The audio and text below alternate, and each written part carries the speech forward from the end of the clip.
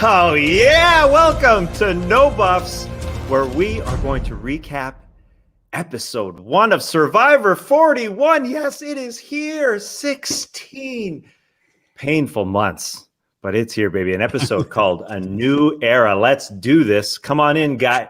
No, not guys. Pull that back. Not guys anymore. We'll get to that. I'm Tess Mellis. I'm a Survivor noob, but I have some vets, helping me out. I got JD making the magic happen. What's up, JD? Hello. It's great to be here. Thank you for having me. And for the duration of Survivor 41, we are lucky to have Crooked Media's Jason Concepcion. Jason, are you ready for this? I am ready. I just want to give the floor to you guys because I know the exuberance you were feeling when you saw Jeff Probst's face for the first time. Just quickly, housekeeping. Make sure to subscribe to the new No Buffs podcast and YouTube channels because this will be the last one that's on the No Dunks feeds. The rest of them are going to be exclusively on the No Buffs channels. Okay, enough of that. Let's get to it. We got a 2-hour episode to recap. Again, 16 months without Jeff's face, and then he showed up, fade from black. There's Jeff on his own, walking out. Jason, how did you feel seeing that guy? It felt great. It really did feel great. I have missed it. In a sense, it hasn't left my life at all because I've been binging so much Survivor, but it was great to have it back live with the commercial breaks, with the break after the final tribal. Stay tuned for more clips from our next episode, and not just immediately having it jump to the votes. All of that, just felt like a live sporting event. It felt great to be back into it. And I know, JD, there was a little bit of trepidation, like all these changes going into Survivor 41, 39 days, usually down to 26 days, the game within the game, the shot in the dark die, the beware challenge, the breakdown of the fourth wall, all that going in after Jeff's spiel, which was a very good spiel to start it off. How are you feeling about Survivor 41 vibes? Oh, totally the same. I was very, very pumped to see Jeff. As far as the breaking the fourth wall, that he came so close to being like, "Oh, hi, didn't see you there," coming through the.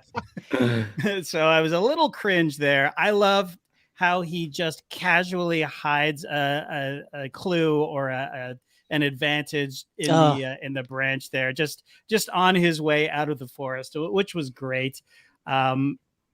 Ultimately, loved that Survivor was back. I was pumped. My heart was beating. Like Jason just said, it was like a sporting event. I would imagine that's how people feel when they watch sports. But I was just happy to be back. And wow, 16 months.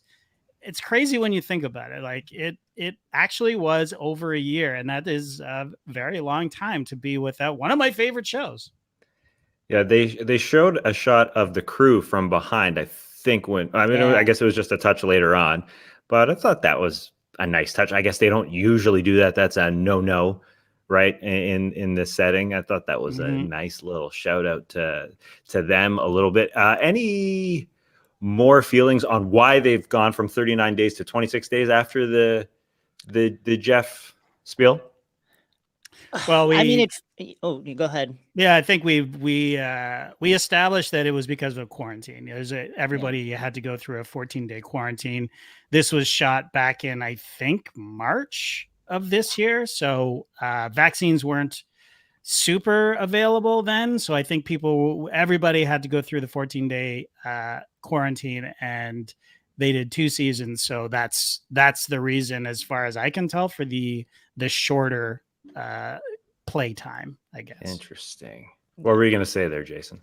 I was going to say the exact same thing, and that at least for this episode, we'll see as we carry on. Obviously, I didn't feel the increased pace maybe as much as I was expecting to off the bat, because the first couple of episodes are always so scrambly. Everybody's just feeling each other out. So it felt, it felt like Survivor. It didn't feel meaningfully like a different show. It felt like a continuation of the show that I have grown to love. But are we going to get a double elimination essentially every week? Because this was day 3 of 26 days. And we got to get rid of another 15 people here. So there's like 23 days left, 15 people. It's going to be a double elimination like every time. JD, you say no. I can't see it. I mean, I don't think so. I looked on the Game Within a Game website, and there's 11 slots, so 11 episodes. Now, does that mean that there's only 10 episodes left? I don't know. It could be that they're just stopped playing the game. The Game Within a Game may end before the series this season is over. So I think it's going to be spread out like a normal Survivor season, I would think. And real quick, getting back to the shots of the crew. Yeah. I am a Survivor. One of the things I've always loved about the show is that you never see the crew. And I have to say, I hated seeing the crew. I hated it. I hated that part of the breaking the fourth wall. And also jumping way ahead, this Jeff talking to us as the audience when we're at tribal council and he's like, first tribal council, let's do this. I was out. I'm out. I don't like it. I do not like that part of it. It was so cringe to me. And this idea that he's finally going to talk to the audience. Well, who is he talking to if not the audience when he's, breaking down the challenges as they happen? He's doing play by play. It's not necessarily for the players. It's for us at home. So, and there's a lot of narration that happens. And I like that the players are telling their own stories. It's just sort of like a peek behind the curtain that sort of ruins the magic for me. You know what I mean? Does that make sense? I get it. For me, for a first episode after over a year away, it felt appropriate for Jeff to address the audience. Sure. And for Jeff to kind of show the crew in that kind of like very sparing, there's only like 2 or 3 shots, and then you had the little like sound effects of speeding, ready to go, Survivor 40, that kind of thing. That felt appropriate to me in this kind of introductory episode as we're coming back from this pandemic, after all the conversation about like diversity behind the scenes as well, to kind of show the crew. But I will say, it will be weird if it continues on in the same kind of manner. Then I might feel differently about it. But for this episode, it did not bother me at all. It felt like the right thing to do after having been away for so long. Right. And I don't think, sorry, JD, I don't think you really did it all that much. And it was a couple looks at the camera, hey, come at me on Twitter thing, but I probably won't check it. I'm not going to look at my replies. Are you kidding? I liked the shot of the crew. I understand that that's not what they do, but I think, and why I mentioned the question about 26 days versus 39 days, I think they tried to jam 2 seasons into one window, and I could be wrong, but I think they're really pushing the crew. There's crews all over the U.S. who are thinking about striking. Actually, this has nothing to do with Survivor, but the fact that they're working so freaking hard out there, the union reps are thinking about striking. It's a conversation because they're working seriously long days. So I'm putting 2 and 2 together. That's pure speculation, but I think they're just being pushed to the edge of extinction. No, but they're working a lot. So I think that's why there was a little crew shot.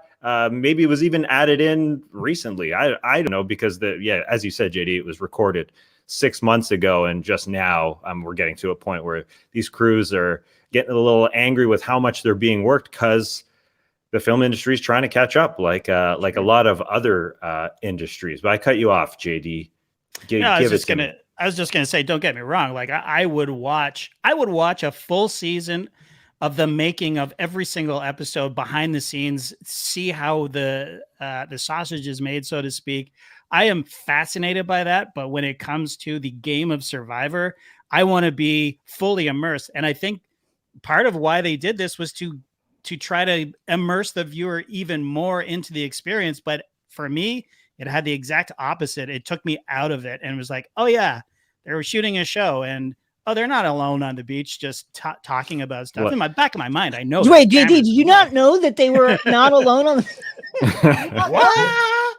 Yeah, of course I know that, but I'm like, I want to be in on. I want to be that I want to be one of the guys standing on the beach with them and listening, like fly on the wall type thing. And when I'm seeing mics and cameras, it takes me out of it. You know, you're not alone on the beach like Jason. I didn't even mention his backdrop right. I am alone on the beach right now, as you all can see.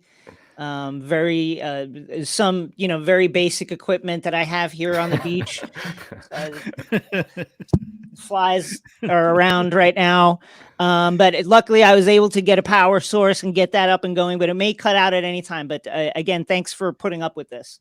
Okay, well, let's get you on the barge with the rest of the contestants. Let's meet them real quick. I thought just nice little, obviously they do the nice feel-good stories off the top. There was Nasir, who is Sri Lankan, who learned English watching Survivor. So that was cool. Thank Jeff. That was neat. JD, the charismatic JD, we met him off the bat. Man, he is going to play a big role in this.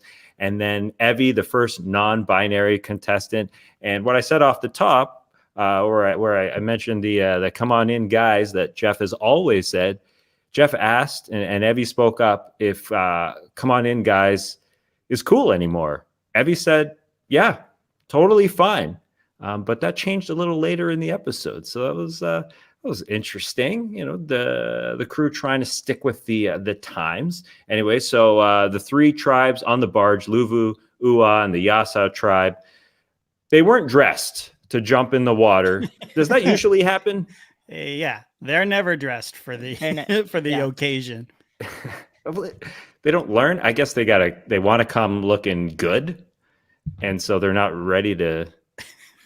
Well, I mean, I think they go through their stuff. Like the production looks at what you had. Like, if anybody's ever watched Survivor, and be like, man, I would go in full Gore-Tex, fleece, like the highest tech. North Face. No, they pull that shit out. There's a reason why Nick wore his suit coat for the entire season, because they do that on purpose, and why like Angelina wore gray leggings that were rotting the entire season, because they go through it and they'll make sure they curate your wardrobe. Okay, and they color coordinated as well to match everybody with their tribes there. So we're seeing pictures, if you're watching on YouTube, of the green tribe, Ua, and then the what is it? Yase. And they're sort of yellow and orange, and they kind of all match, and it's kind of cool the way they do that. They must instruct them. I mean, when I send my kids to camp, they're like, bring a yellow, green, and red shirt because you're going to be playing capture the flag, and I'm sure it's exactly the same thing. Yeah, it's crazy. It's always crazy to me watching Survivor, and it's like, why are you wearing a knit? Why are you wearing a wool cardigan? It's raining out here. Because they make them do it. They're like, yep, you're taking your grandma's cardigan out to the beach, and you're going to be in that the whole time.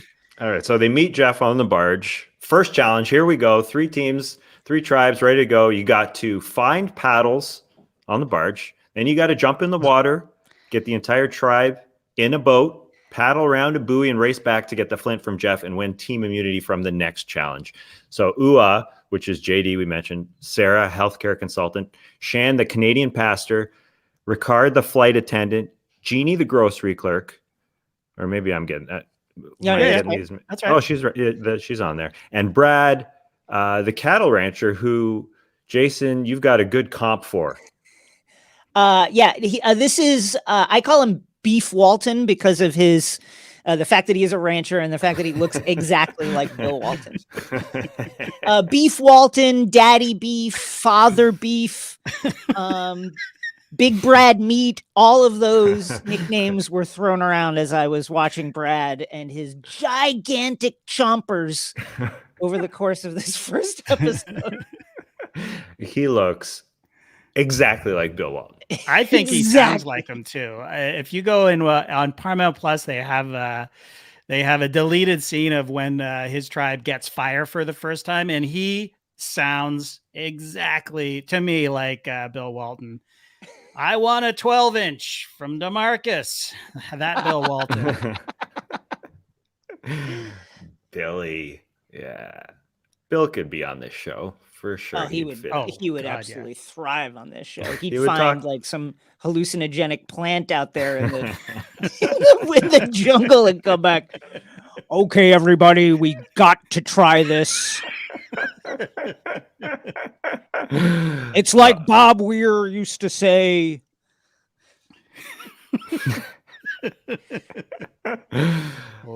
Phil. He's going to make an appearance. Anyway, so Ua takes the lead. They get in the boat. They're flying. Luvu, this was wild. They get stuck in the water. Danny, the football player, Deshaun, the med student, Samir, the salesman, Heather, the stay-at-home mom, and Erica, the comm manager, and Sydney, the law student. They get in the boat and they start paddling.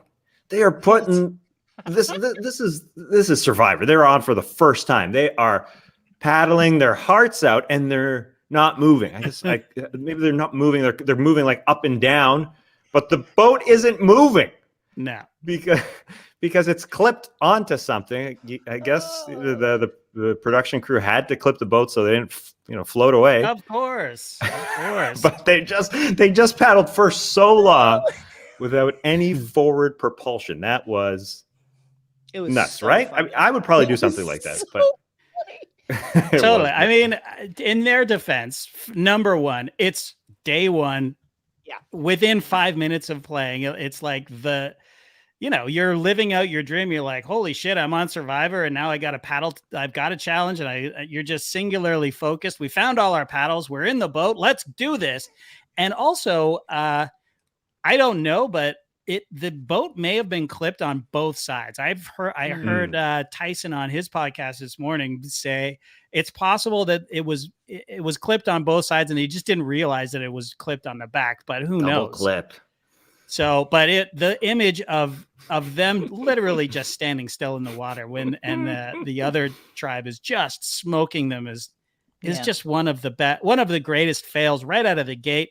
If it weren't for Yase not being able to find their paddle. And I mean, that is embarrassing. It sucks when Jeff is up there saying, this is the most embarrassing thing I've ever seen in my life. That hurts. Oh God.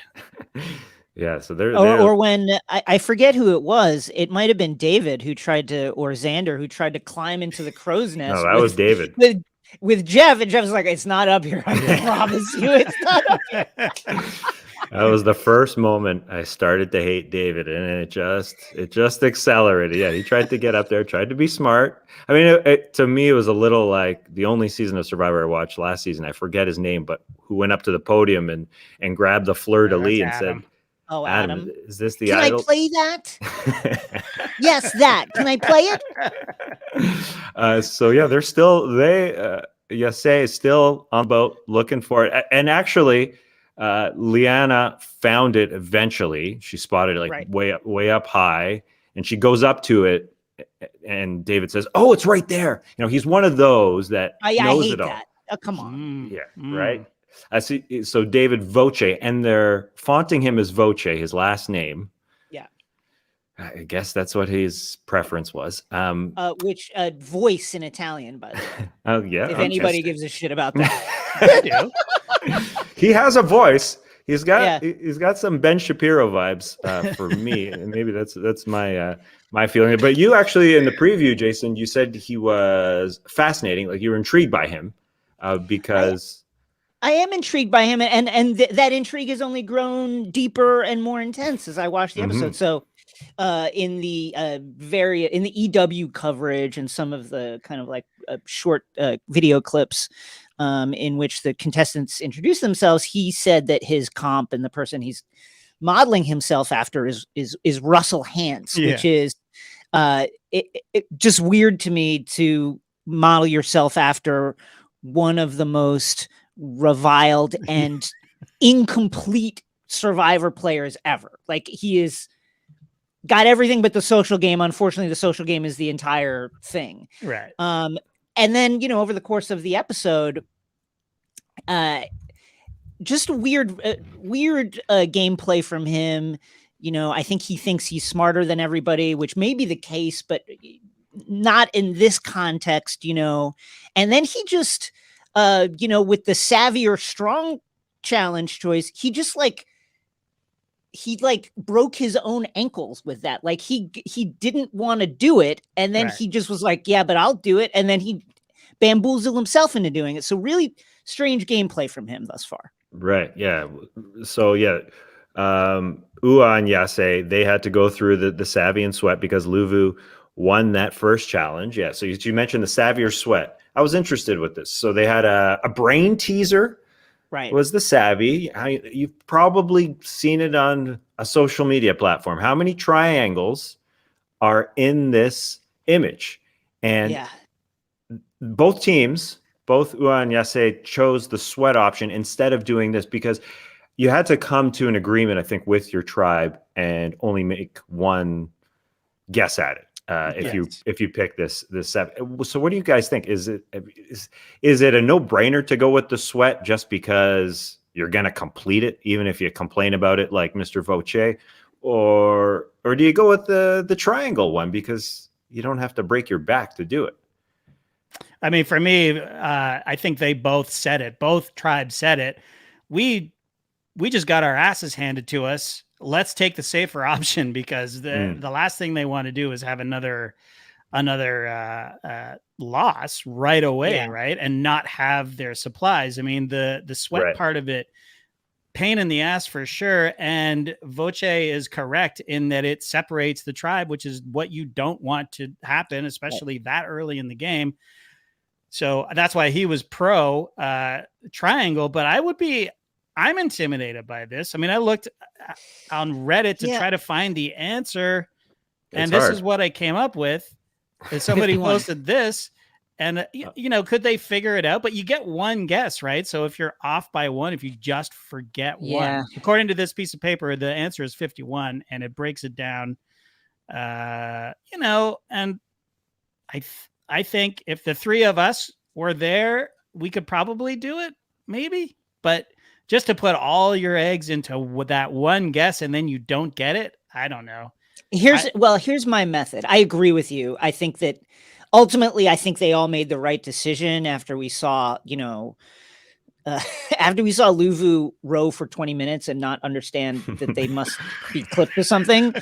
You know, I think that they made the right choice. Right. That said, I think the way you go about the triangle, the savvy, is you have everybody try and count up the triangles, but don't do it out loud. And then when everybody has it, you go, okay, what do we have? And then whatever number that you all have, that's the number. If you have 4 different numbers, forget it. Right. If 3 of you or 4 of you have the same number, that's probably right. Yeah, So do you think that if they got it, if they couldn't agree on an answer, they could just say, fuck it, we're going to go do the sweat? Is that because this is lifted right out of the Amazing Race. They have these challenges all the time. It's called a detour, I think, and you get the choice and you can abandon one for the other, but it was unclear to me if once they chose what they were doing, they would have to do that. But I agree with you, Jason. That's exactly how you should approach it, but I don't know. It's a lot of pressure too. And if one guy is saying it's 51 and then somebody else is saying, no, it's 50, you know what I mean? And then you go with one and then you're just like, you're the hero of the day or you've screwed up twice. And then ultimately the lack of resources is a huge driver right now of pressure. We haven't seen this amount of like early resource pressure on the game in a while. So I think it's smart that they played it safe here. That said, I think that the savvy was absolutely doable if they wanted to do it. Luke Reese chimed in here on YouTube, and he threw up that they had 4 hours to complete. 4 hours. That was a long time. Wow, they had 4 hours to It was complete 4 the hours, challenge. yeah. It was backbreaking, going back and forth, grabbing that water and filling those 2 barrels. So they would have had less time to complete the other one, I suppose, if that was if those were the circumstances, if you chose the savvy. Here's And the thing that I found interesting from Yase and David and Xander, who were the 2 who paired off to carry the water. Again, Voce didn't want to do it, but then volunteered to do it and ended up doing it.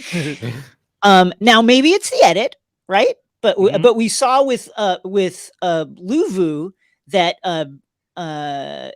Danny and Deshaun, they just like talked the whole time.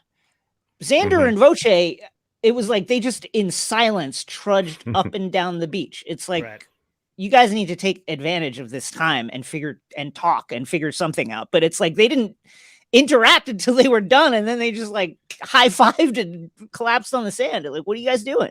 Yeah, that was which is a great point, because they were being accused of that by the other team members, going, those guys are bonding like hell over there. But they actually didn't seem to be, as you say, Jason. So, yeah, crazy.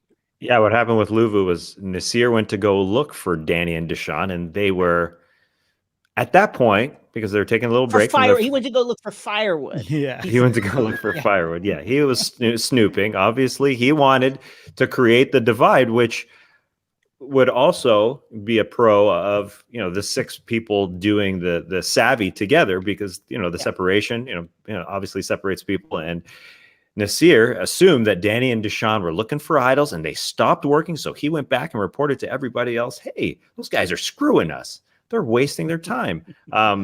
So Nasir tries to cause a little rift. Is that a smart move in Survivor to start screwing around there? I see Jason saying, yeah. Go on, Jason. I think that it's personally, I think that it's, again, like it's a little Monday morning quarterback to be like, well, here's what I would do. But it feels like a common mistake is when you pass on the information, Nasir tried to steer it in a direction. Oh, let's think about voting them.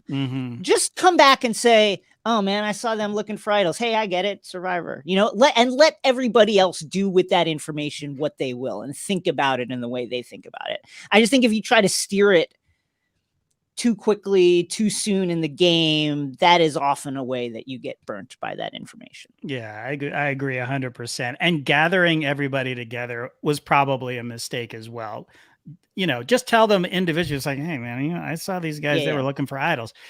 Another mistake he made, and hindsight 2020, but he probably shouldn't have said off the bat before they started doing it, hey, we're not going to talk about strategy. And then he immediately turns around and starts talking about strategy, right? So that was a bad look on him as well.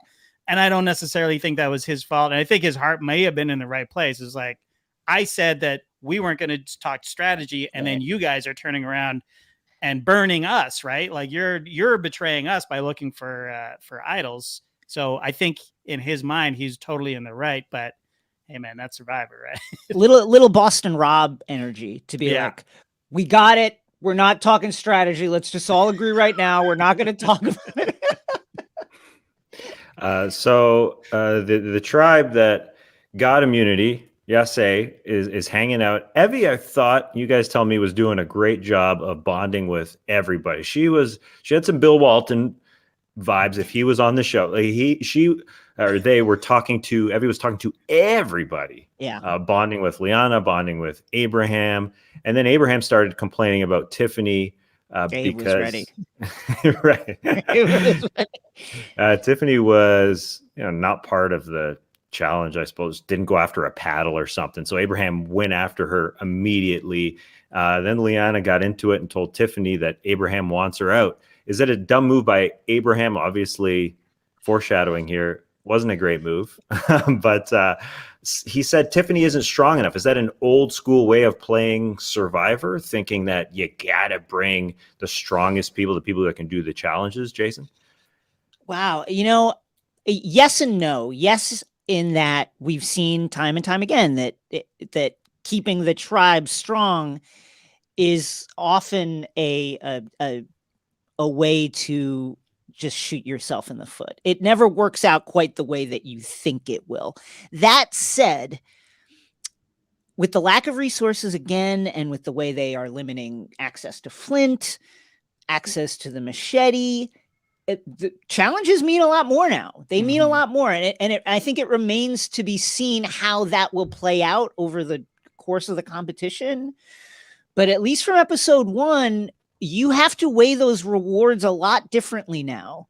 And so I think there is a different calculus to keeping the tribe strong than there has been in recent seasons.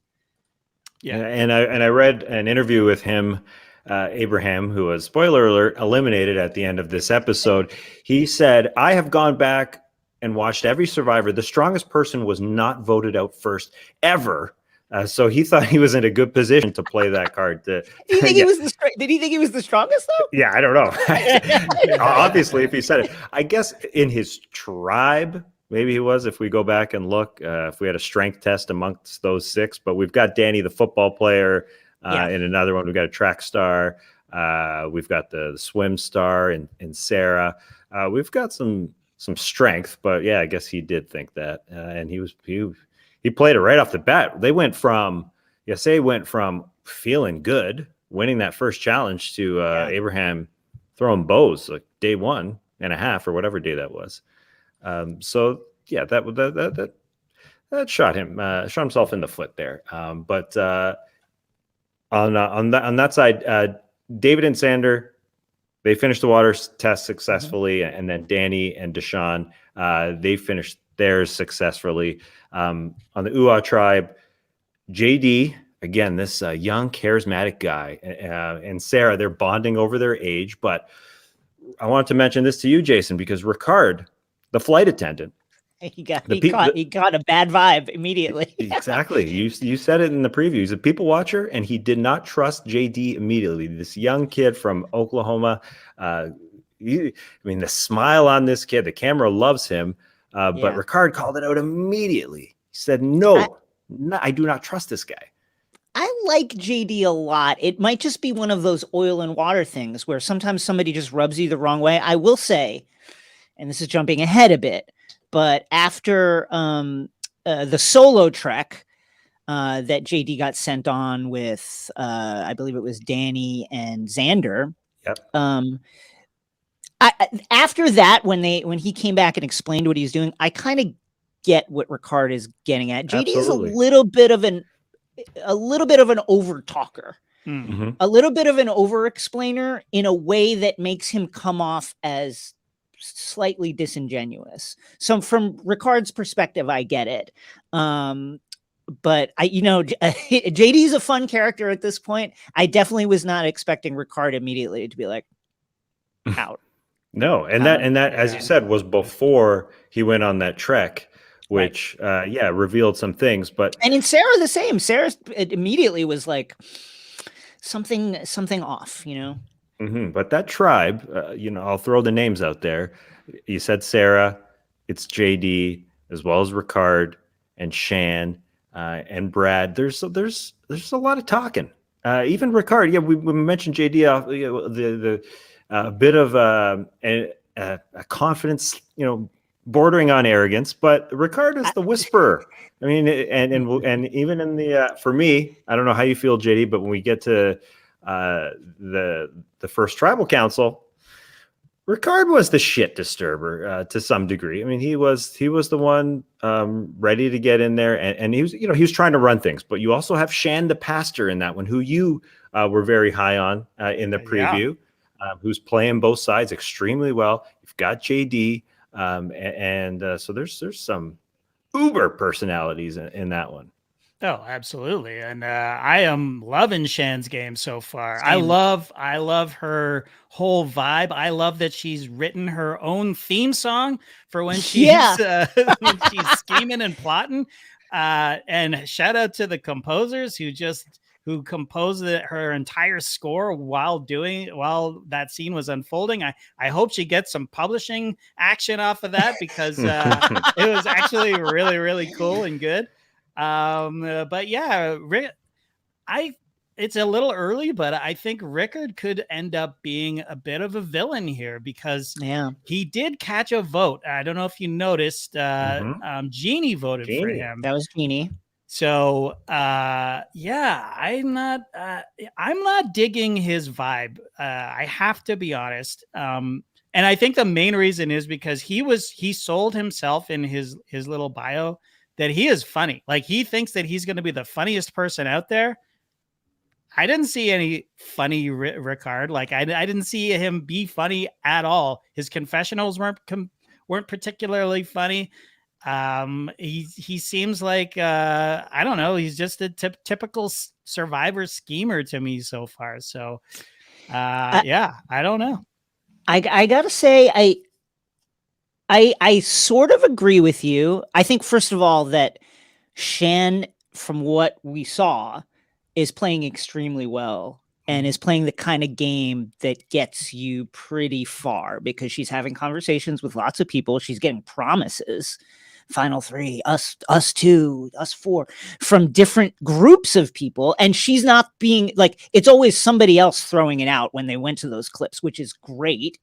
But Rickard, you know, my knee-jerk reaction was, I think he's playing a little too hard or obviously hard. And that this early doesn't often work that well. I could see with the kind of personality sets that they have on this tribe, Rickard becoming a target pretty quickly Right. if he continues to play the way he's been playing. And I think the fact that Jeannie threw it out there, you're right, JD, like that means that she caught a vibe. It was also like that tribal. I felt bad for Jeannie and for Beef Walton because it was clear that they were just not involved in any of the conversations that were good. Like Jeannie's vote was a very, very random, I haven't spoken with anyone for 4 hours vote. Or it was planned that way because if Sarah knew that she was on the outs and she used that die to get out of it, then that vote would be there to catch whatever. They would end up being a tie between, I guess, what was it, Brad and it would have been Brad and Rickard at the end there. So but yeah, you could be 100% right. It's very hard to tell this early in the game. I think I agree with everything you just said, Jason. I think that Rickard is very, very lucky that he's on the same tribe as JD, who seems to be playing not as just as hard, but not as nuanced. And he's just so enthusiastic, and it's just youth, and he's just happy to be there. It's a thrill of a lifetime for all of them, obviously, but he is just 100%. His whole personality, he's even said in his confessionals, like, I based my whole persona on Survivor, on my heroes are survivors. So for him to be there, and he's like trying not to play hard, he says, but he is definitely he's playing hard, very much tap dancing his way all the way up that mountain. Real hard. He's playing very, very hard. I mean, he immediately was like, yeah, I'm 2-time state track champion. It's like, why are you telling people this? Like, don't talk about this. Oh, when he got that extra vote, when he saw that, when he was voting, he let out a huge yeah. He is absolutely ready to go, but he wasn't always like that. Wasn't always like that. I like the backstory of him with the braces and the glasses, and he's changed. Survivor changed him, and it is interesting. Him and Rickard in the same group there. I loved Jeannie. Just she obviously was showing us something. Just wanted to declare that Rickard was somehow, whatever the word is, I don't know, getting under her skin or just, as you guys said, playing too hard, because through every conversation, she would not say a name. She would not drop a name. Smart, yeah. People were asking her, and she said, I don't want to vote anyone. That's a quote from her. And when Shan tried to get something out of her, but we have to vote someone. She also added. So that's just one of those classic, like, you got to get them to say who they're thinking first. Like you just Mhm. can't say in that conversation, you can't be the person who goes, I think it should be Ricard. Right. Like, I don't know. What are you thinking? Like you've just got to get them to say what they're thinking first. Right. And the producers had to have shown that to us on purpose because, as Yeah. you said, JD, they didn't need to show us that vote because it was inconsequential to who was being voted off. Mhm. So I think that's definitely something to look out for. So let's get to the protect or risk your vote. Jason, you mentioned they trekked up a mountain. That's right. The boat showed up and said, one of you from each tribe, you got to get on here. Danny, the football player, he logged the water. He said, I'll do this too. No problem. I got it. And from Yase, young Xander, the app developer, he jumped on it. And JD drew the rock. That was the only group from the Ua tribe that actually did it The smart way. fairly. Smarter, exactly. Totally. That's the word for it. So the three trek up a mountain together. They all come back down separately, and then each is presented with the prisoner's dilemma, as it's called, I guess. Mhm. Protect or risk your vote. There's a wheel. You got to pick one side. If you protect, you keep your vote for the next tribal. If you risk, and all three risk, then all three lose their votes for the next tribal council. But if there's a split, the ones who chose to keep their vote lose it, but the ones who risk it will get an extra vote later on. So are you going to play it safe? Well, Danny did. He protected his vote. He came back to the Luvu tribe. He was straight up about it, and they all bought it, and it was a genuine storytell. He played it safe. You guys okay with that? I think it's.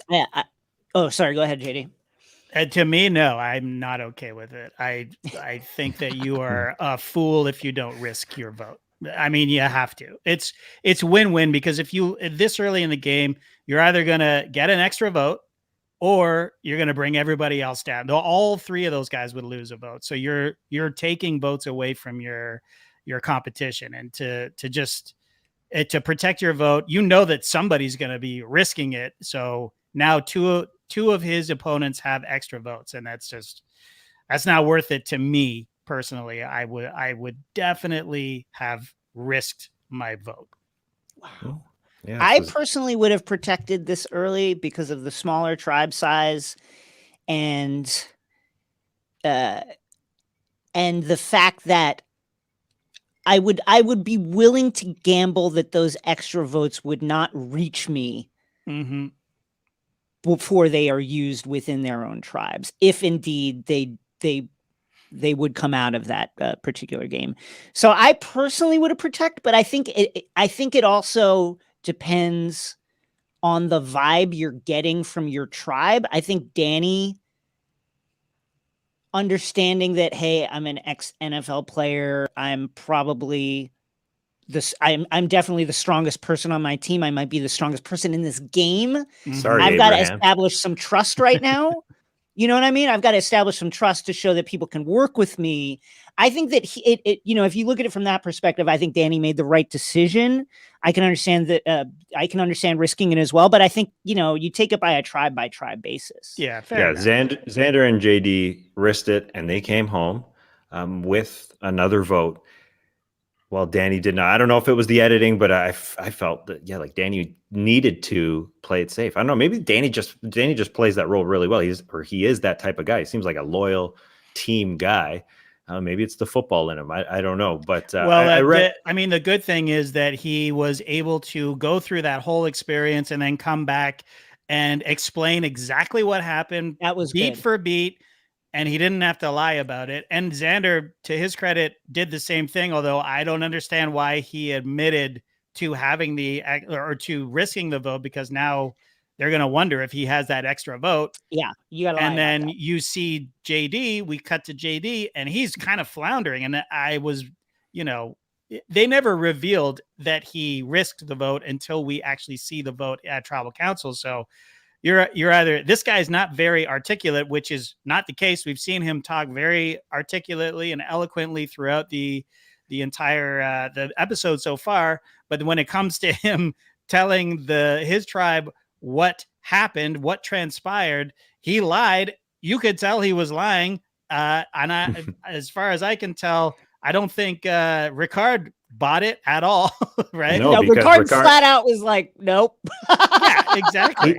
he said, quote, he's a shady boots liar, which is a great, Yeah, great I term think I'd never heard. It's interesting because I think that, But it worked for him at the same time. I mean, he wasn't it voted did work off. for him. I think that he just kind of got caught up in how much of a lie to tell in the moment, Yeah. and I think that's what tripped him up. So yeah, yeah. There's people chiming in on the YouTube chat saying he was a bad liar, and I agree. The way they cut it, he was blabbering for a long time. He's like, wait, let me go back. Let me go back and explain this. It's like, so we got to, and then there's a wheel. Okay, let me go. But did I mention this? And it was like, okay, right. Oh, It and was they cued the dote music And you saw while he's everybody, playing. That's fine.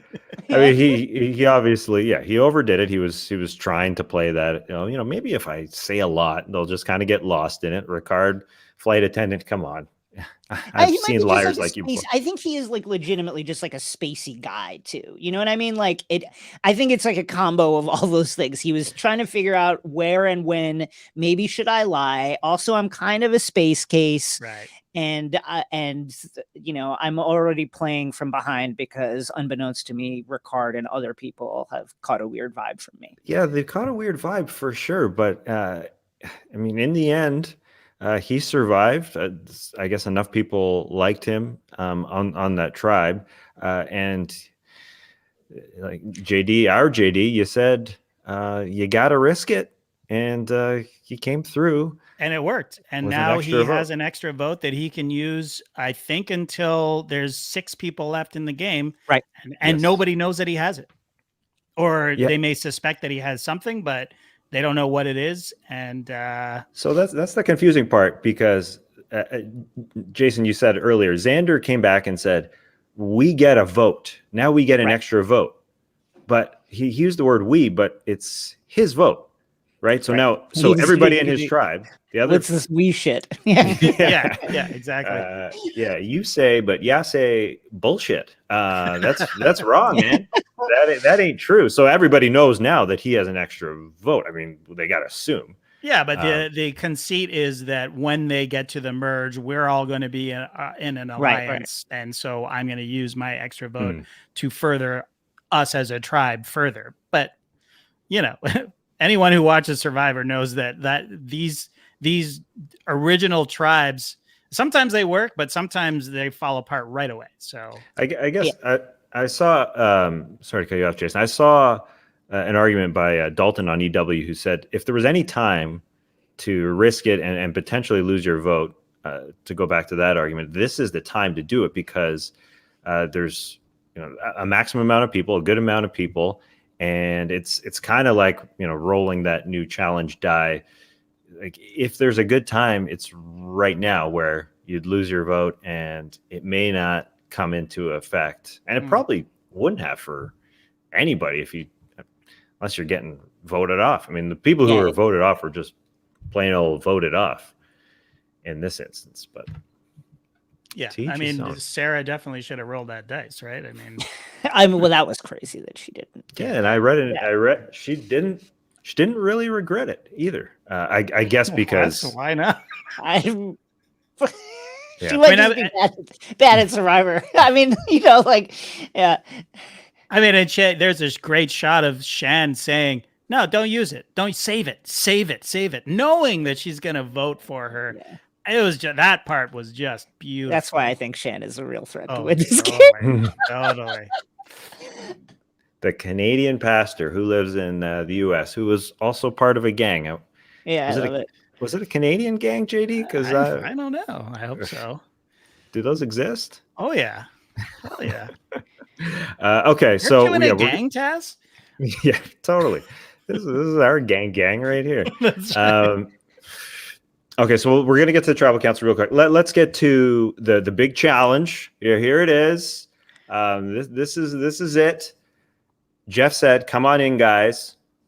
For the last time, Ricard spoke up and said he didn't appreciate or doesn't believe that it should be in the lexicon anymore. Pointing to the fact that there are so many people that have that are now the 50% diversity rule. He pointed to everybody here, all the black, all the brown people, how Survivor supports the LGBT community. It's time to move on. And Jeff Probst was very happy to move on from it. He said, yes, I'm glad I'm saying it for the last time. So Jeff Probst is on Twitter looking for suggestions. You guys on Twitter and in the YouTube channel, let us know, what should Jeff say? If it's not, come on in, guys. What should it be? Jason, what do you got? I love y'all. Now it's interesting because I've had the guys conversation in a lot of different and diverse groups. I think that there is a split of opinion on how gender neutral guys in the common usage really is. I honor their decision. I personally love y'all. Come on in, y'all. It's folksy. It feels welcoming and warm. I personally, I use it in emails quite a bit. I like y'all. Yeah, y'all. I'm a big y'all fan. I've lived here in the South for how long have we been here, Tass? The 8 years or so. Yeah. I've tried y'all on every once in a while. Let me see if it fits. It feels very alien coming off my tongue, you know. I do like it because it's inclusive, absolutely, you know, and when I was working at NBA TV, I found myself in a position of authority, and I would have to catch myself. Was very conscious about saying guys all the time to the crew because obviously it was a very diverse crew, obviously. But yeah, I mean, guys, folks, maybe come on in, folks. You know, I don't know. Yeah. But y'all, I think I think it's got to be y'all or just come on in. You know. Yeah. Come on in. Yeah, it feels like he's got to throw something at the end of it too. Y'all's safe. I feel like it's easier to do in writing as well, JD. It doesn't really flow off the tongue for me, even in 8 years of being down here. But yes, it feels good in an email for sure, in a twit. So Jeff continued to explain the shot in the dark die. You guys mentioned that Sarah probably could have played it. New this year, it can be. Yeah, very strange. If you use it, you lose your vote, but you have a 1 in 6 shot at immunity. So he mentioned that before the challenge, which was the double elimination. Only the winner skipped tribal council. Were double eliminations for challenges rare in seasons past? Kind of, to be honest. Yeah. When they start with 3 tribes, it's usually the top 2 are immune, and then only 1 tribe goes. But yeah, it's a whole new season. It's a whole new era. It's happening. Usually it's something you would see if they need to balance the numbers somehow because one tribe has been running it up or something of that nature, or there's a particularly strong alliance that maybe isn't conducive to like having a great TV show, then sometimes they'd throw stuff like that in there, but it is pretty rare. Yeah, 26 days. This is it's gonna come fast and furious, I think. Well, I'm thrown to our other series there, Fast and Furious. Anyways, it looked like Luvu is done in this challenge. They had a big setback. Nasir didn't have a bag on the platform. They had to go back. Come on, man. But they got to puzzle time. Ua got out to a big lead, Sarah and Shan. But something happened. They're struggling. And they realized, Sarah says in an interview after on EW that she realized that there was a puzzle piece in the bag that Shan did not empty out the bag properly. And so it was stuck in there. And then Luvu made a comeback. And then Sarah and Shan finally realized they had a missing piece. Too late. Luvu. What a comeback. It seemed like they were dead in the water. You got to shake those bags out. Come on. Yeah. Come on. Like, did you not see what happened with the paddle on the barge? That's exactly what happened. Both tribes, just attention to detail not there. Like Nasir not having the bag on the other bags is just criminal. And then how do you not shake the bags out? And then when you're missing the piece, how is that not the thing that you go to after looking around, you don't see it.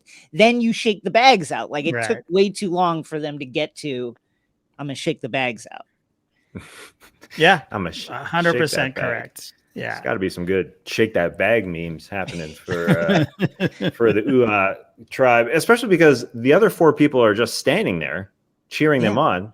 Serve a purpose and look at the bag. Well, I don't think they're allowed to, Tassie. I think they can look at it. I suppose. Yeah, I suppose. They can tell them they didn't have to touch it. Yeah, you're right. Yeah, maybe it was a little tough to see in those meshy bags. It's not like see-through, but still. That piece held them back, and that was what led to Sarah's demise. Well, let's get to a quick break, and then we'll get to Sarah's demise because she was extremely upset when they got back to camp. And then we'll get to Tribal Council in a sec. But first, a word from our sponsors. My man Dave Seton hit me up and he asked me, is Magic Spoon worth it? I said, yeah, it's heavy on the protein. I know you like working out. He said, it's the low carb part that's really intriguing me. I said, it is perfect for you. He said, I love cereal as a late night snack. I said, are you doing an ad read for me right now? This cereal was made for you. He said, I'm looking at the website. I thought they had a variety pack bundle. I want cinnamon, but I don't want 4 boxes of it. I said, yes, they have a variety pack. You can include just one of cinnamon, along with cocoa, fruity, frosted, peanut butter, blueberry, cookies and cream, or maple waffle. I know cookies and cream and maple waffle were available for a limited time, but they've come back permanently because they were so popular. He said, you're working hard for this sale. I said, always. Just like when we sold shoes together at Sport Check. Getting that 6% commission all day. Check the Magic Spoon stats, Dave Seton. 0 grams of sugar, 13 to 14 grams of protein, only 4 net grams of carbs, and only 140 calories per serving. Keto-friendly, gluten-free, grain-free, soy-free, and low-carb. I worked hard for this sale, but you don't have to work hard for a great tasting cereal. Go to magicspoon.com/nodunks to grab a custom bundle of cereal and try it today. And be sure to use our promo code NODUNKS at checkout to save $5 off your order. And Magic Spoon is so confident in their product, it's backed with a 100% happiness guarantee. So if you don't like it for any reason, they'll refund your money, no questions asked. Remember, get your next delicious bowl of guilt-free cereal at magicspoon.com/nodunks and use the code NODUNKS to save $5. Thank you, Magic Spoon, for sponsoring this episode. This podcast is sponsored by BetterHelp Online Therapy. Check out betterhelp.com/nodunks. Life is pretty stressful right now, more so than it's ever been for a lot of people. Whether that's jobs, relationships, money, anything really. You may be feeling a little bit down and your temper may be a little bit shorter than usual. It's really important that you can unload and get that stress out and talk to somebody who's completely unbiased about anything to do with your life. Somebody who's not going to judge you or what you say or even take sides on anything. And sometimes you can't tell anybody, but it's important that you find somebody who you can talk to. BetterHelp is customized online therapy that offers video, phone, and even live chat sessions with your therapist, so you don't have to see anyone on camera if you don't want to. It's much more affordable than in-person therapy, and you can start communicating with your therapist in under 48 hours. Unload the stresses and get some unbiased feedback. You'd be pretty surprised at what you might gain from it. See if it's for you. This podcast is sponsored by BetterHelp, and No Dunks listeners get 10% off their first month at betterhelp.com/nodunks. That's betterhelp.com/nodunks. betterhelp.com/nodunks. Does this sound familiar? You got one device that lets you catch the game live, another that lets you stream your favorite shows, you're watching sports highlights on your phone, and you got your neighbor's best friend's login for the good stuff. Ugh. Well, I want to tell you about a simple way to get all that entertainment you love without the hassle. And a great way to finally get your TV together. It's called DirecTV Stream, and it brings your live TV and on-demand favorites together like never before, so you can watch your favorite sports, movies, and shows like Survivor all in one place. That means no more juggling remotes and no need to buy another device ever again. And the best part? There's no annual contract. So get rid of the clutter and the confusion and get your TV together with DirecTV Stream. You can learn more at directv.com. That's DIRECTV.com. Compatible device required. Content varies by package. We're back on No Buffs. Let's set the scene because it's going to get spicy. The UA tribe.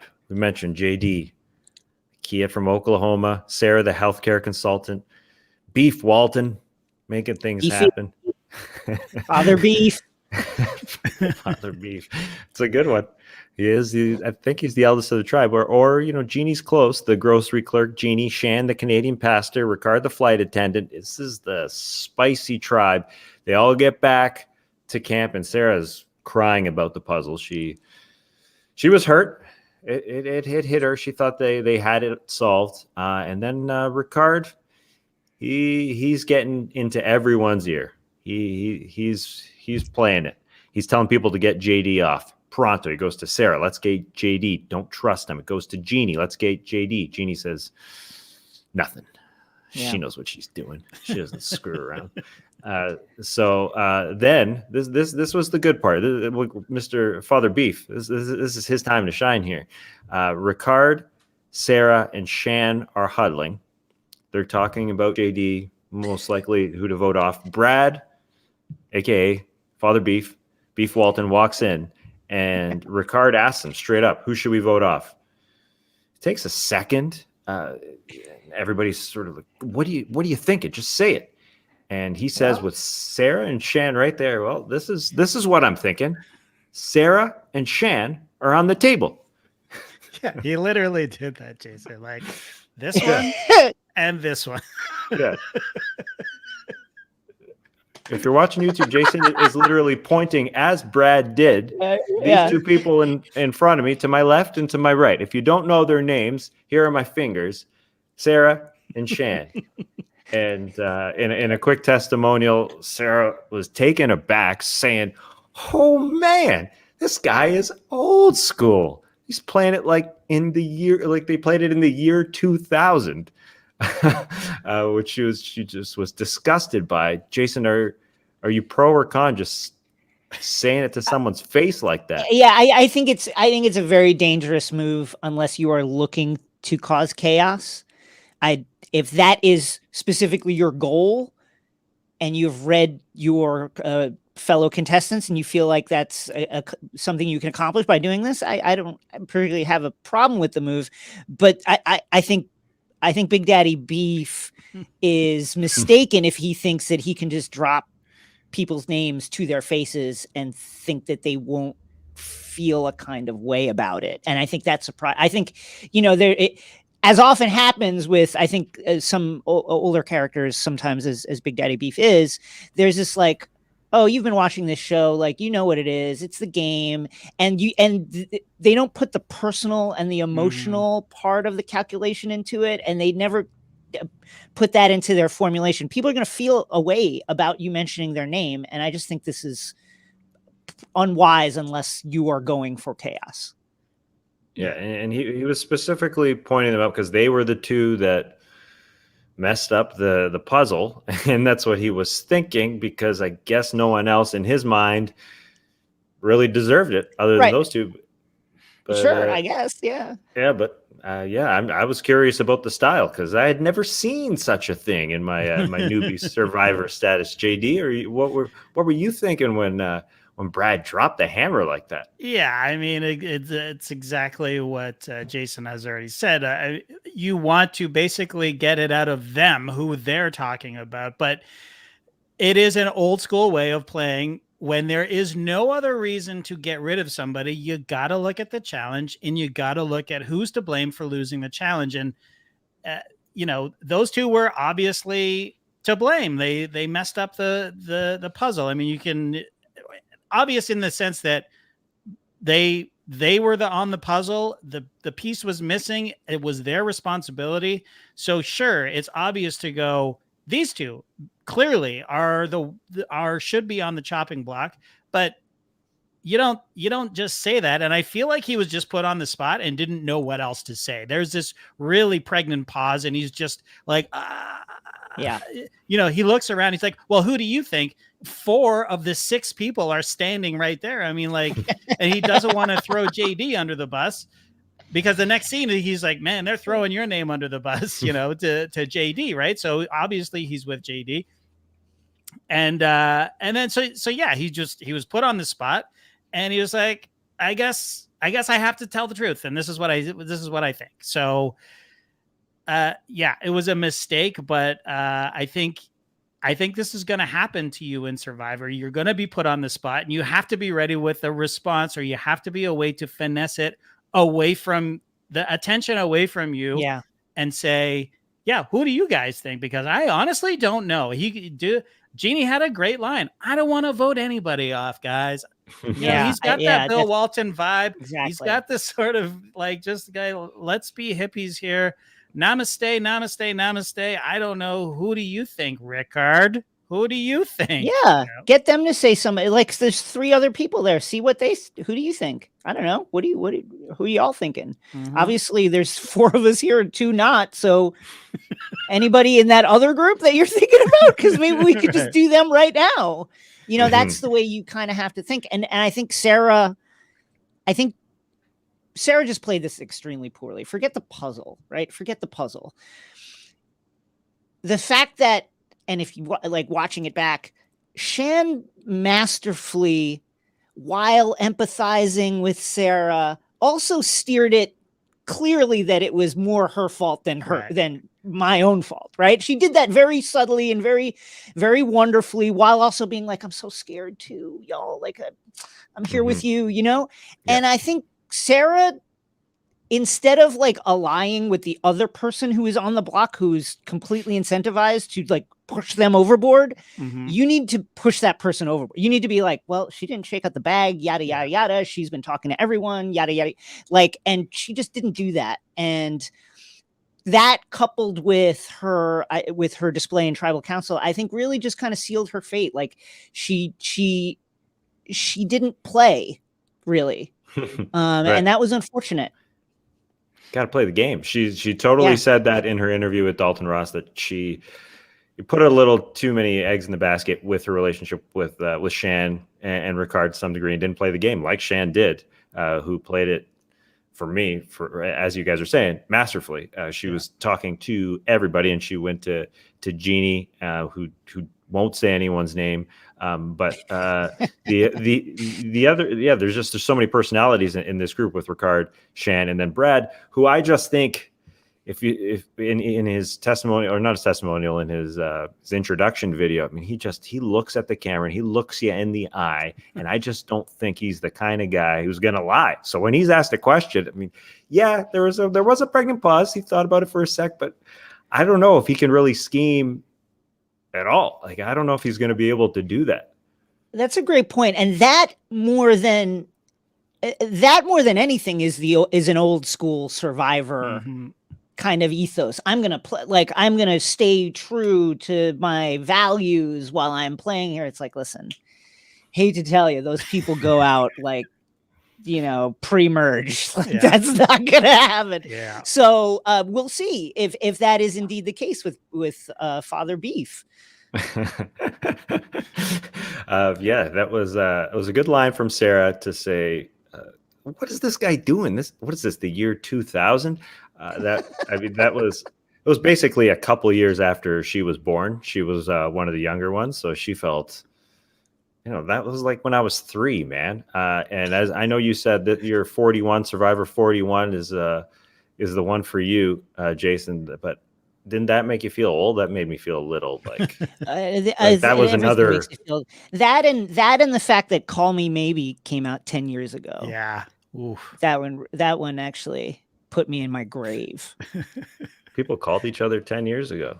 Yeah. How do you think I feel? I was 30 when, well, 29 really, when the first season of Survivor. Yeah. So don't talk to me about feeling old. From Yase to Yase, we're speaking of old schools. Abraham here, the old school, quickly before we get to their tribal council.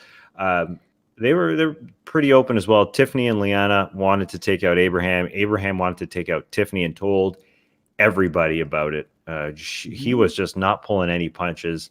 Yep. Evie continued to kick ass and play a great social game, talking to David. And I think in her introduction video, her interviews before this all started, you guys tell me about her technique. She or Evie, they mentioned that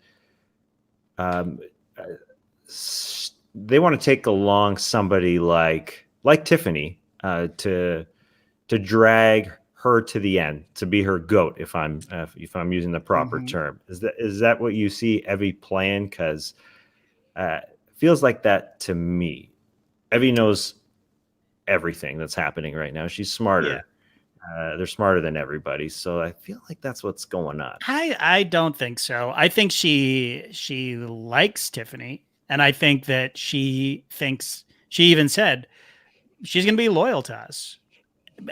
She's not much of a GOAT player because I think she's actually a threat in this game because I think she's very, very likable. Her backstory is quite touching. I was moved by the surgery that she went through. And if that comes to light within the players, then she's going to be a threat, obviously. But I think that Evie is just looking at her as somebody that she can trust more than Abraham. And, Abraham's that's a very old school way of looking at it. But to Jason's point, it's not necessarily a bad strategy in this particular version of Survivor because the resources are so few and you do need strength. And if you keep going back to tribal council, especially if they do 2 every time, you're going to get decimated. I mean, they're probably going to merge these tribes sooner rather than later. I mean, it could happen next episode, really, because we're down to 16 players at 8 and 8. That makes sense to me. But yeah, I don't think there's a nobody likes Tiffany, so I'm bringing her to the end. I don't think she's a GOAT character quite yet. But I do think that Evie just wants to have loyal people around them. So that's what she's going for. And that's why she wants to keep Tiffany. Yeah, I was impressed by Evie. And I gotta say, I was really impressed by Tiffany's play as well. Knew she was on the block, knew her name was going around, didn't react emotionally, which is like the number one, that's how you end up going home as you fly off the handle, said, I'm going to look for an idol. Now, she didn't find it, but that's the exact response that you want from someone who's like, I might be going home tonight. I need to get out there and beat the bushes and look. And built up a relationship with Evie it looks to be the foundation of a strong alliance. I thought she played really well, considering the hand she was dealt. I was impressed by her, especially coming in and maybe not expecting that much from her, from the bio that I read that seemed like, if she snaps into mother mode, which we've seen happen on past survivors and doesn't work out well, that could be her downfall. I thought she played really well considering the hand she was dealt. And she was an alternate as well, right? Yeah. She wasn't selected immediately, unless I think it was like 24 hours before the plane was leaving. She was just like, "Oh, I'm leaving." Hey kids, gone. The backstory is maybe she doesn't have kids. She had a double mastectomy. She's a pre-viver because her mother had ovarian cancer, and so she removed both her ovaries. Pre-viver, the term there. So that's it was a great story for that. If that does come out, that's. She's got that card to play, I guess. I guess you got to use all your cards. Sure. She went to tribal council along with Abraham. Those were the 2 on the block, as you said, Jason. And so Abraham, spoke in circles there a little bit at tribal council. Did a good job of that. And Jeff called him out immediately. Said, you seem like you played Survivor before. You used a lot of words without saying anything.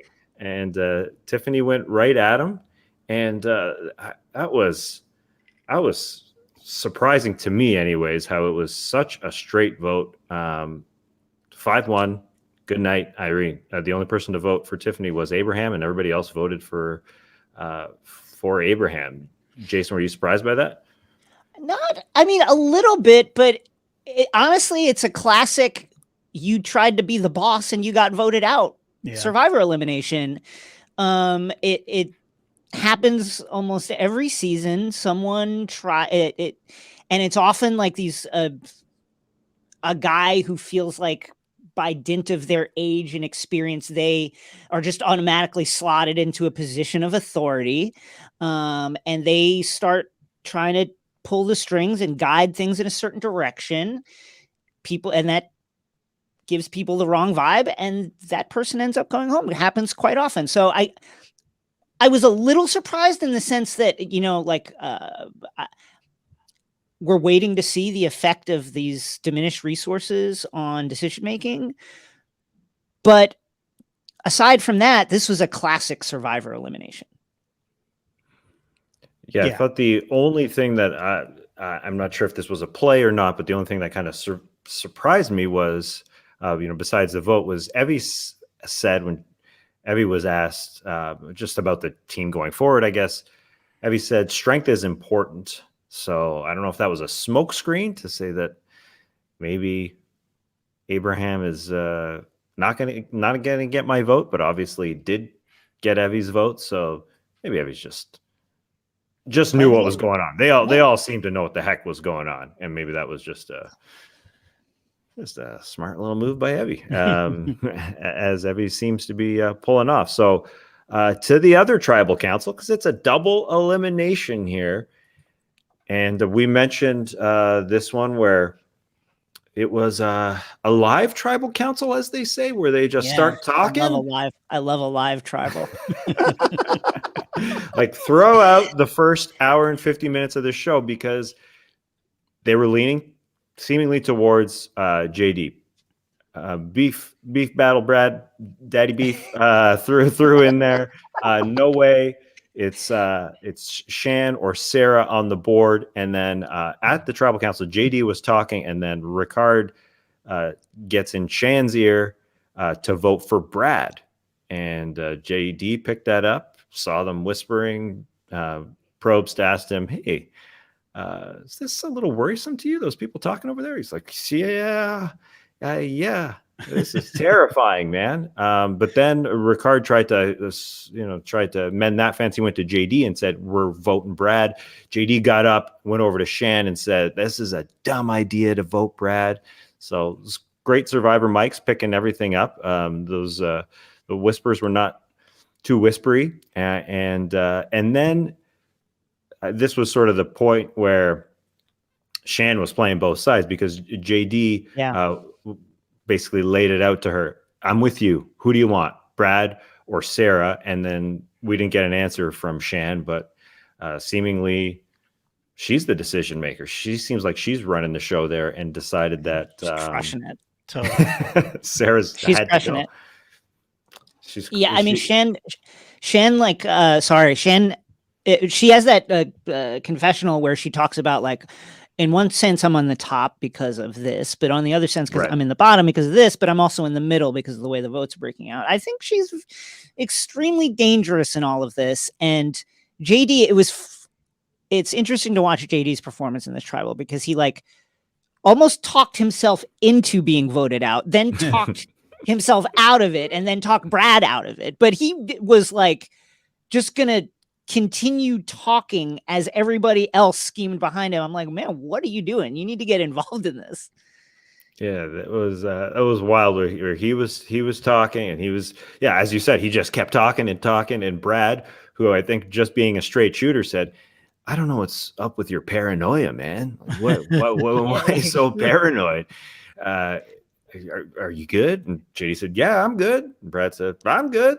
And they ended up being good. They ended up turning on Sarah, and Jeannie was the only one who threw a vote out there.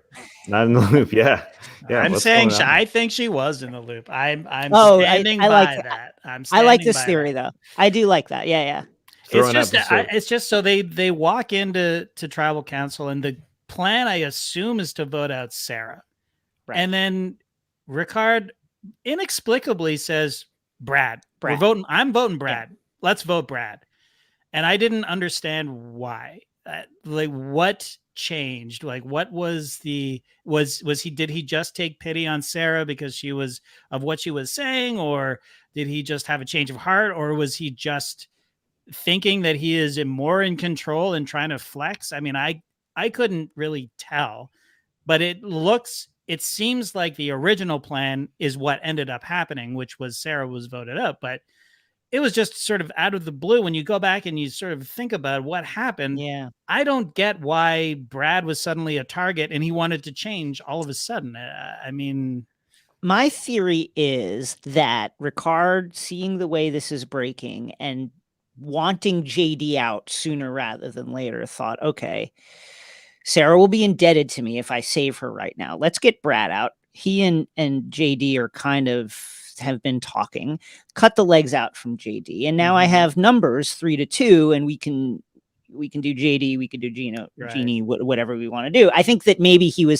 that's the only thing I can think, but that's like classic counting your chickens before they're hatched kind of behavior. Yeah, I like that idea that because those two, Brad and JD, seem to be aligning themselves. That would make a heck of a lot of sense. So 4 people vote for Sarah: Ricard, JD, Shan, and Brad. Sarah voted Brad, and Jeannie, you called her intriguing as well, JD, going into Survivor 41 here. And what was she doing? Getting back to that again, what was she doing by throwing that one vote, that singular vote, to Ricard? Yeah, I mean, it's exactly, there's one of two options. She's completely out of the loop. She doesn't like Ricard, and so she voted for Ricard. Or that was the safety vote in case Sarah used the die to try to save herself miraculously. 16.8%. She 16.7. Sorry. 16.7. She saves herself, and then there's a vote for the person who is next in line in the power rankings as far as Yua is concerned.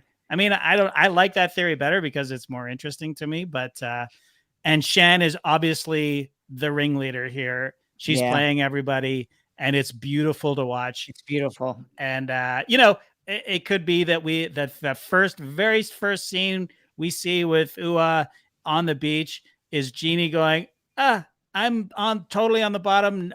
Nobody told me. I didn't know we were voting for Sarah. It could be that, but I don't think so. I don't think so with this crew. These people are way too savvy.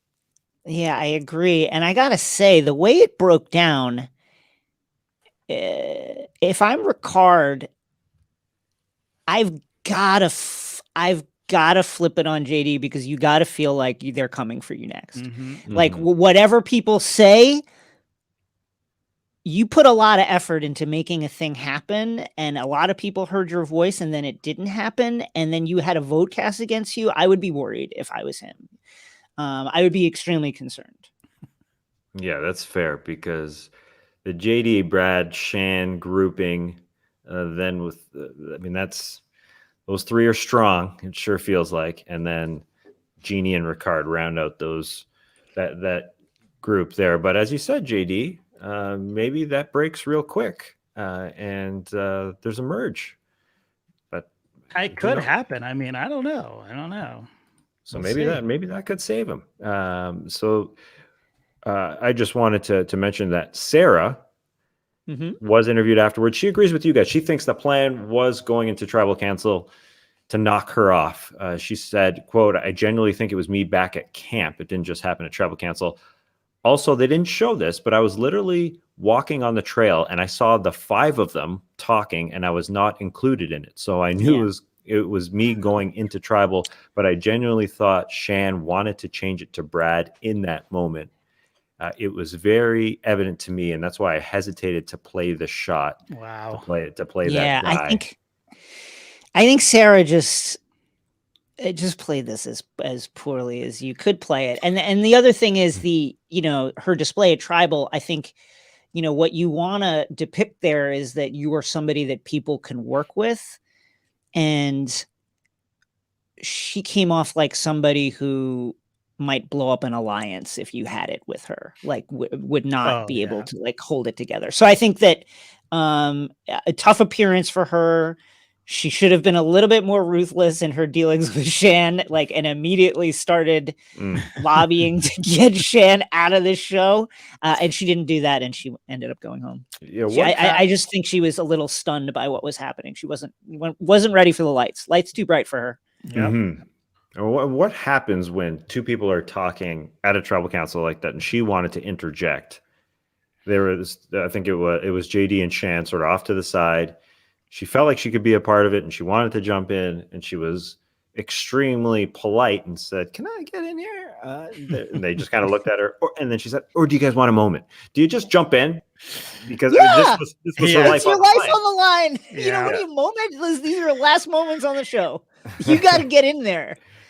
You got to talk to people. Like, if people aren't, one of my pet peeves on Survivor, and I think a lot of it is about how this show, because of the lack of food, because of the long hours, you're around strangers, it breaks you down to like your essential personality a lot. You see that happen a lot, but it drives me crazy when somebody will be sitting on the beach and let's see three people sitting over there, like, they didn't include me, they're talking with them. It's like, go over there. Yeah. What's stopping you? Like, you should go over there because they're not going to come over here. And so you need to do that to stay in the game. And I know that's hard because that's like an ingrained thing that people have from their own history and all their experiences. But like, you just got to stick your nose in. Absolutely. And it is interesting. The two youngest people, Sarah and JD, were developing a bit of a rapport. JD said, young people don't generally go too far. Let's change that up. But they're on the opposite sides of the spectrum in terms of what you were just talking about, Jason. JD is right up in every conversation, while Sarah, was a little bit hesitant. She did say, I think it was genuinely really close to converting to Brad, but Shan played it perfectly, as we saw.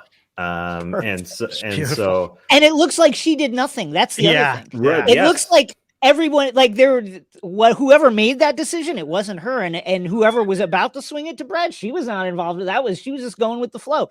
So it's just great what she's doing right now. Yeah, if we keep with the sports analogies, the light's too bright for Sarah. She's like an incredible athlete that makes it look easy. She doesn't even have to try. It just comes so naturally to her. The pastor, who is humming the evil tune in her brain as she makes it happen. She is so great. And I just want to point out one other thing I read from Abraham, because he likes to toot his own toot, as we've talked about. He said, because I'm intrigued by this, he said he didn't have any regrets. Again, the strongest person has never been voted off Survivor. And then that they never showed the chair I built for the tribe. So I'm actually intrigued. I want to see the chair that he built for the group if they do show it at some point. They never showed my chair. Where's my chair? It's real. Wow, coming for Wendell's throne already. Yeah, right. That's Wendell's spot. All right. Well, we're going to take one more break, but we got some things to do after. We're going to see if you guys want to redo any of your predictions. We'll look at next week's episode, and we'll also look at the game within the game, which happened here for the first time in Survivor 41. We'll be right back. One of my favorite ad reads we do here is from Masterclass, because Masterclass has an enormous stable of talented individuals from all manner of fields and expertise to help you become better at something or simply learn a new skill, even if it's something that you might not think you're all that interested in. For example, I have no real desire to become a Hollywood actor, but after watching Samuel L. Jackson's class on acting, I'm considering a bit of a side hustle gig here, because Samuel L. Jackson, look, he could act in Paw Patrol. He could be a voiceover in that, and I would watch that episode. I've followed his career very closely, and I love the fact that I don't ever pigeonhole him into one specific role or character. He could be a gangster hitman like he was in Pulp Fiction, just as convincingly as he was a coach, mentor, and father figure to troubled teenagers in Coach Carter, and his masterclass course will teach you how he's able to adapt and perform these roles through character and voice development while while working with directors from various backgrounds, all the while having extensive requirements and demands placed on him for each role. It's one of my absolute favourites, and with over 100 classes from a range of world-class instructors, that thing you've always wanted to do is a little closer than you think with Masterclass. I highly recommend you check it out. Get unlimited access to every Masterclass, and as a No Dunks listener, you'll get 15% off an annual membership. Go to masterclass.com/nodunks. That's masterclass.com/nodunks for 15% off Masterclass. That, my friends, is some stats. Those are the facts. In 2018, the fantasy sports experts at Sleeper realized that fantasy basketball was broken. Games were being won and lost based on whose players had more scheduled games that week. It made no sense and required very little strategy. So in 2020, Sleeper released a brand new way of playing fantasy basketball. It's called Game Pick, and it's only available on Sleeper. In Game Pick, owners pick a single game per week for each starter to count towards their team's total score, ensuring an even number of games played between opponents. The days of losing because your opponent's players simply had more scheduled games to play in that week are over. The days of mindless daily busy work are over. The days of giving up halfway through the season because of that busy work, also over. In Game Pick, you pick one game per week for each player based on player matchups, home versus away, opponent's defensive ranking, pace of play, and more. All of that adds up to more strategy and less busy work. Whether you prefer redraft, keeper, or dynasty leagues, Game Pick has you covered. Sleeper cracked the fantasy basketball code. If you play fantasy football, if you prefer building out a weekly strategy versus daily busy work, you are going to love Game Pick. Download the Sleeper app and start a league with your friends today. You will not be disappointed. All right, baby, back with no buffs. It is tough to make predictions leading in to Survivor, right? Like before you've seen it. It's impossible. It's impossible. Yeah. It's not a thing that you could credibly do on a regular basis and be right. You guys were pretty good though, even though considering so because it is impossible, I think we should give you a chance to redo whatever you want. I love it. I mean, I love it. A second chance. Because you weren't even that off. Anyways, the only season I watched was Edge of Extinction, which is lame. But let's give you guys an Edge of Extinction shot. I mean, you went back, you went to that island. Come on back, you guys. Obviously the first person to be booted is obviously come and gone. But JD, you picked Tiffany, who got a vote, so it's close. Yeah. The closest you can get without, banging home the Abraham or Sarah. I mean, Yeah, true. Yeah, and Jason, you picked Xander, who we didn't talk about much, but how do you feel he played? Because I think that he didn't do much, but in the context of his tribe, I thought he played rather well. It didn't. Now, that's despite the fact that he didn't take advantage of the time with David gathering the water to build a relationship there. But, it was clear things were going in a certain way and he stood out of the way. And I thought that was pretty smart. Like when it's going a way that is not you, just let it happen and don't peep up too much. And I thought he did that. So I think he played actually pretty well. And he's got an extra vote in his shorts for some point down the line.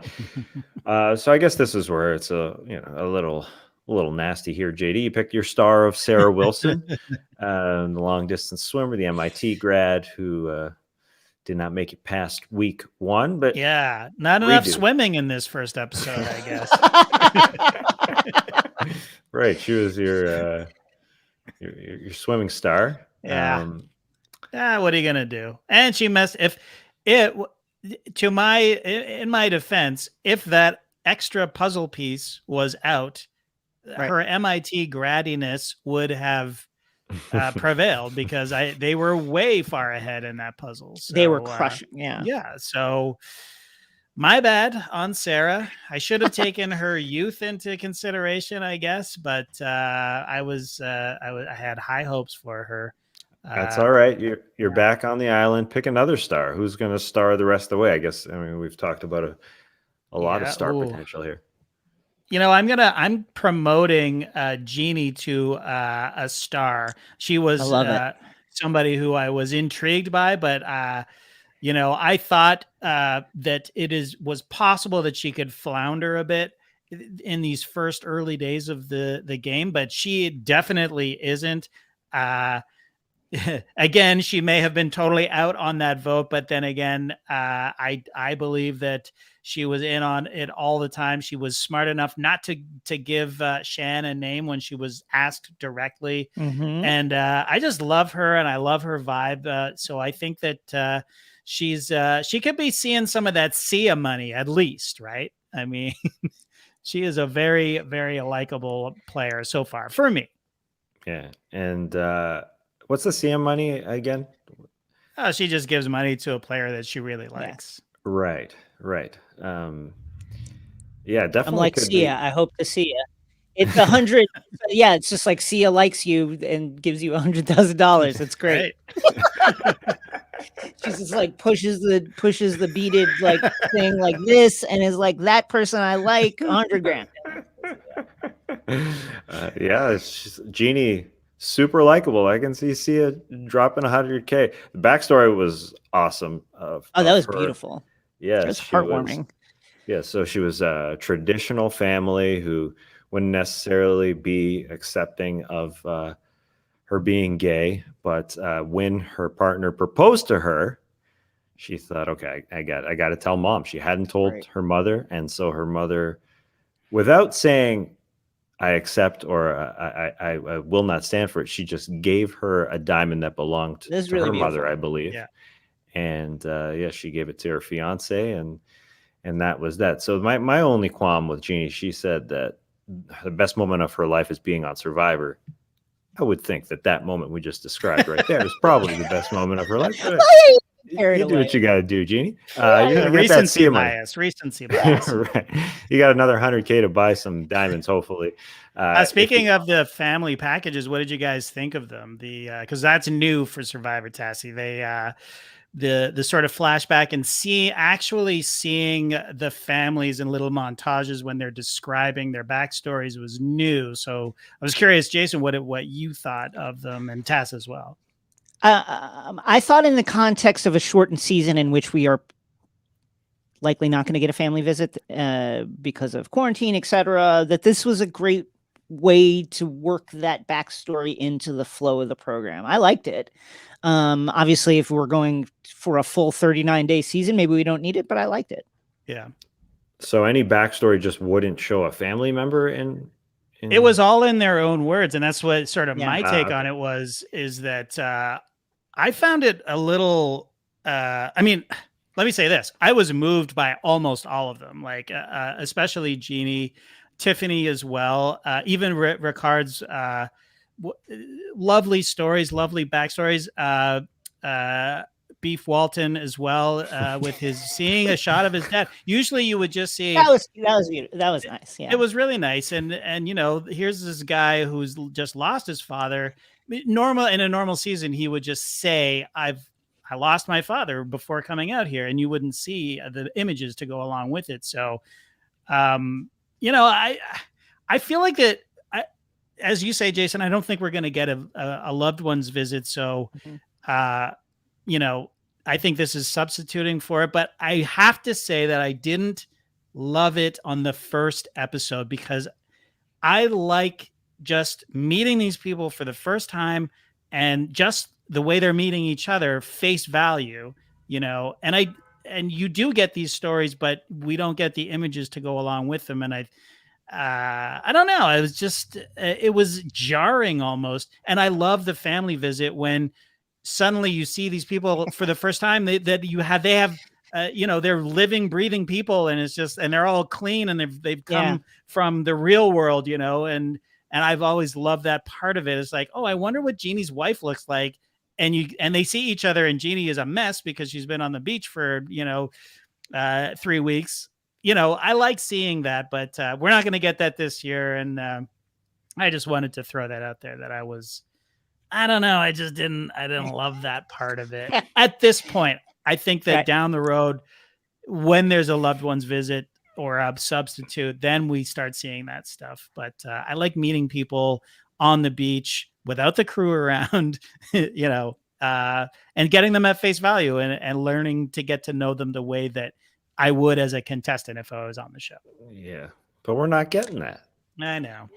You know what? It's funny, JD. The thing that made me feel like that was the guy who came out to the beach to in the boat to like invite the 3 contestants to go up the hill. That was the one time that I was like, is there not like a more in the flow of the game way to do this than have like some guy like drive up on a boat? Like this is so, why are we doing that?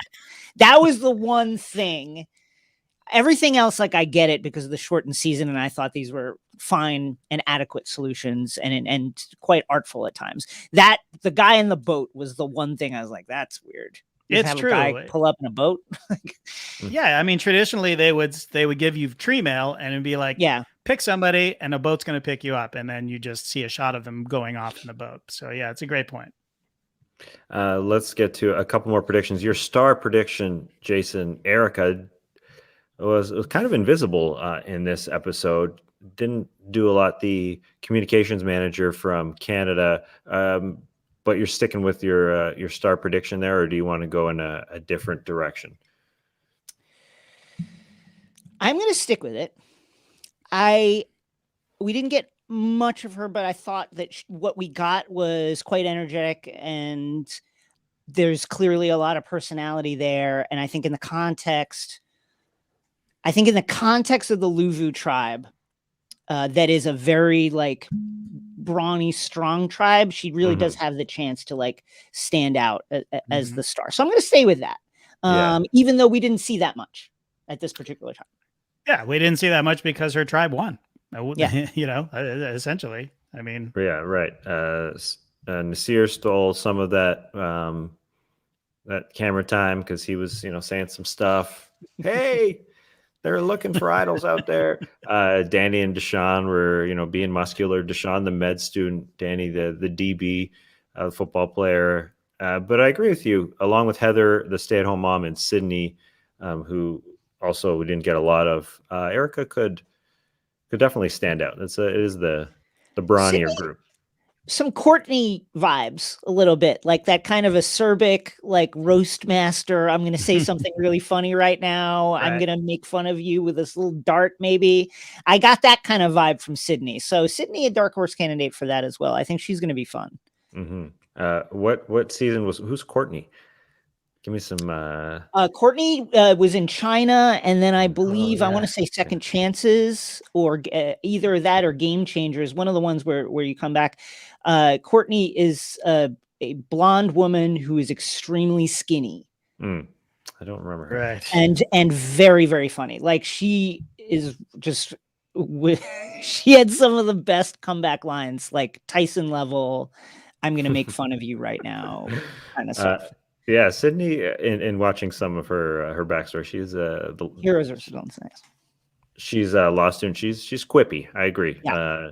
She can bring that. And your last prediction before we get to a couple other things. Your winners still alive have been mentioned plenty in this episode here, recapping episode 1. Chantel Smith for you, JD. Oh yeah. I'm sticking with Sean. I'm so happy with my pick. Shot in the dark there. Homer pick, really. But wow, she came through for me. So I'm sticking with Shan for now. Doing it all. And as you said, Jason, earlier, when she was, kind of miming out the pyramid, and she was saying, I may be on the bottom for this category, but I'm on top in terms of the social game. Like, she just knows her place. She knows it. She knows it really, really well. Your pick was Ricard Foye, the flight attendant, who we've also mentioned plenty, but that's going to be a heck of a tribe going forward. Those two on the same team for now. Yeah, if I could, like It's recency bias, maybe, but I would probably flip Chantel for Ricard at this point. I think Ricard, again, playing very obviously hard, and all the fingerprints are his fingerprints. And I would not be surprised to see him. And he's quite clearly a player too, like someone you need to watch out for. Obviously capable of coming up with something that maybe someone wouldn't see coming. And so I would think that he looks like a target. I would not be surprised to see him go. And I think Shan has played incredibly well. And they don't give you a theme. They don't put that in and then say, hey, composers, write a theme if you are not in it, if you are not a contender. So I would flip it right now if I had the opportunity. That's a very good point. Okay, let's move on to something that was new for this year. It was the question of what they're going to do with this thing for the kids at home, this puzzle essentially for the kids at home, the game within the game. What are they going to do? And what they did for the kids out there was they had one frame essentially of a puzzle. Go to survivorgwg.com, and we're showing it to you on YouTube right now. Figure this thing out. My question first, did you guys go to survivorgwg.com? Jason, did you? I didn't do it. Okay. Let me tell you what happened and why. Yeah, you tell us what happened. Because the thing came on the screen and I said, "Oh, it's the game within the game. Pause it." And my girlfriend goes, "That's for kids." And I like, oh man. And now I don't want to see it anymore. Wow. That's hilarious.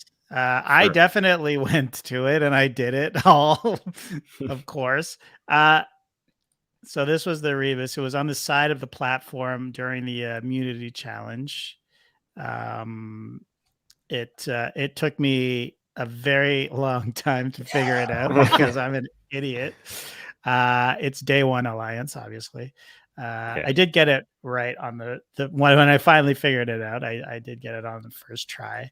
And then there's afterwards, it takes you to a word scramble. Anyway, it was fun. I kind of liked it. But here's the thing. there was sort of like, we see a shot of it. And I was like, oh, there it is.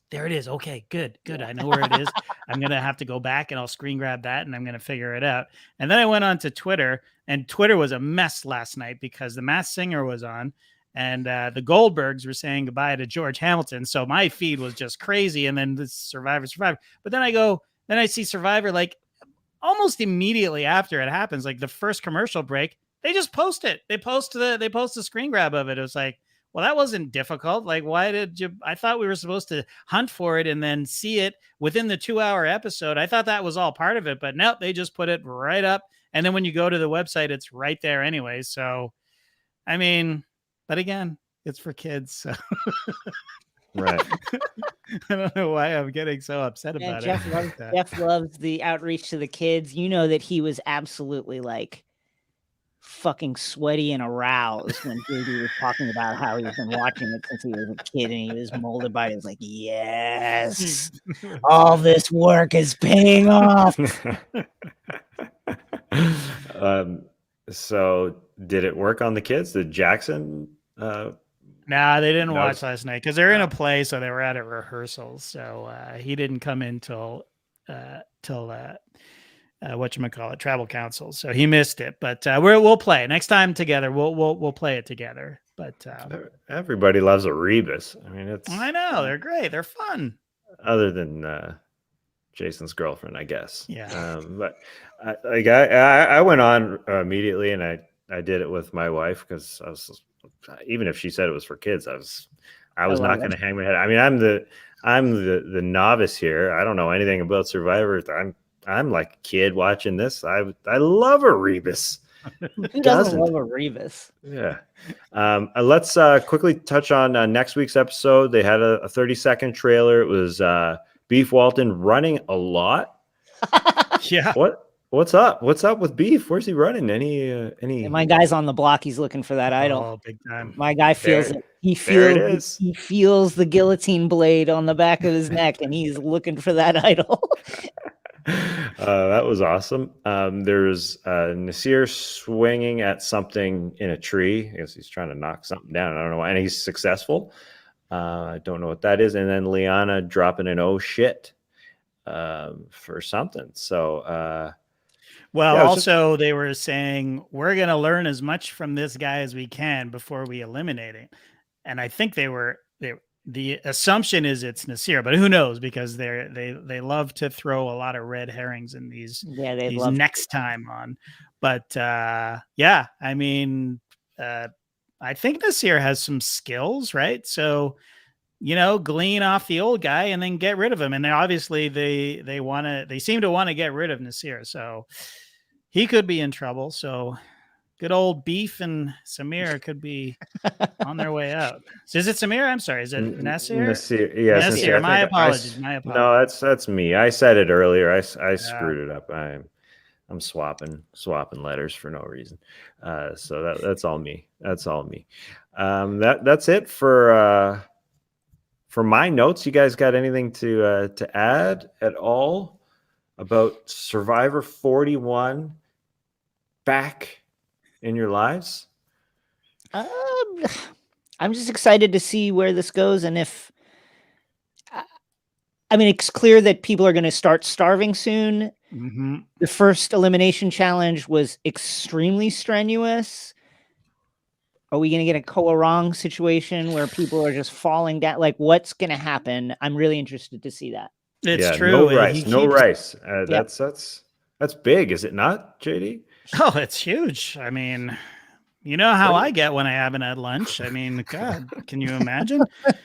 And Probst keeps saying we're making it more dangerous. And at first I was like, okay, he means like it's really a lot more dangerous for you to be voted out. But now it seems like it could be physically dangerous, like people starving. I think they're at a different time of year, so it seems like heat is a factor again. So we may have another Koa-Rong. So who knows? I mean, I don't know. And there was a weird. I have only one random thing that I want to throw out there, and it's my least favorite cocktail, socks on the beach, because there were a lot of people wearing socks on the beach.